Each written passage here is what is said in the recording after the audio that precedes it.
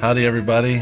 Chilling here at Dinsmore, and just had our friends, the Patterson family, that left with their son Emre and the rest of the kids.